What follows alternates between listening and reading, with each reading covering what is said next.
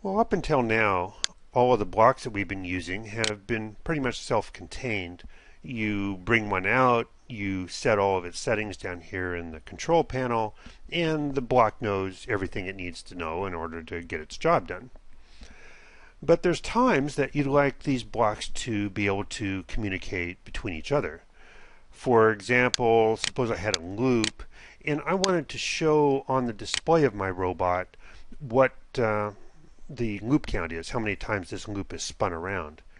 Well, so far we haven't had any way of doing that. Well, that's where data hubs come in. If we select this loop, down at the bottom here, there's a thing that says show counter. Well, that just turned on this little tiny connector here. And that's a connector that is going to feed the value of the loop out to someplace else in my program. At the bottom of a lot of blocks, if you hover down there and you click the mouse, it'll expose the data hub. Now, data hubs take all their inputs over here on the left-hand side, and all their outputs are on the right-hand side. When you see an input and an output right across from each other, what that means is that it's letting the input flow into here and then just flow straight through without being touched in any way. That way you could use it on other parts of your program later on. Data almost always flows from left to right. So for instance, I have a number being generated here and I could click and wire it into someplace on this particular data hub. This particular one doesn't make a lot of sense because that's the action. That's this thing here. It's expecting a number between 1 and 4, and it'll make a image or text or drawing or whatever. I just did that for an example. If you accidentally hook something up wrong, you can click on that wire and then hit the delete key, and it'll delete the wire.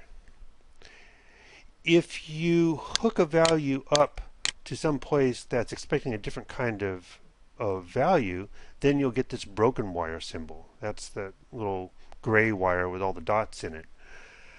In this particular case, the text input of a display block is expecting text, and what I'm producing here is a number.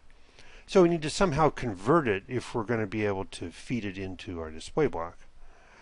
And because it wasn't the right kind of data, it gave me this broken wire. So I'm going to click on the wire and hit delete. I'm going to go get a converter. You go to the complete palette down at the bottom, there's a thing that says number to text. So you can click and drag that out. Now I can take a number and I can feed it into the number input of this converter. And then I can take the text output and feed it into the text input of my display. Now I don't want to show a smiley face anymore. I want to show text, and so I'm going to select this as being text. If I hadn't wired anything in here, it would say Mindstorms NXT, but because I've wired something in, this will override this setting. You'll notice that there's lots of settings here, like the X and Y location and such, that if I don't wire something into the data hub, it's going to assume it's whatever I've set here in the control panel.